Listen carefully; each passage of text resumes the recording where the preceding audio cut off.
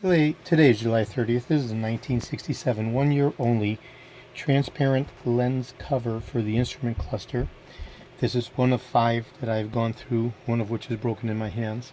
And this is the last of 5, probably the best one out of the 5. This is for my friend Bruce in California for his instrument cluster restoration.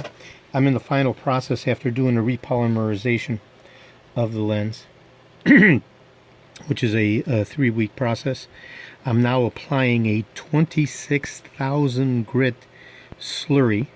It's a diamond 26,000 grit diamond slurry, and this final slurring, this is done after the repolymerization of the transparent lens, and this is a final hand operation. And of course, the curvature of this lens makes it very tedious to apply, and an abundance of caution is needed, because I don't need this thing to snap in my hands, as it's already happened once. So I've done 5 of these lenses, and the best one is going to be going to Bruce, just as I've done 5 of the black surrounds.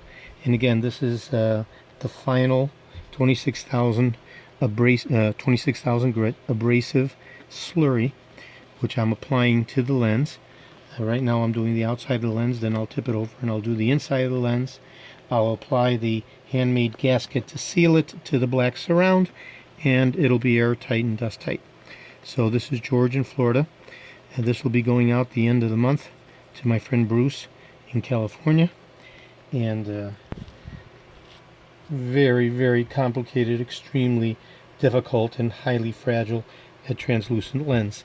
The video to follow this one will be the final result, and this is video number 1. Video number 2 to follow will be the finished transparent lens cover for my friend Bruce. Thank you very kindly. This is George in Florida. I have over 75,000 original vintage parts for the 1967 to 1970 Cadillacs, and I rebuild the instrument clusters, restore rather the instrument clusters, the steering columns, and the steering wheels. Thank you very kindly.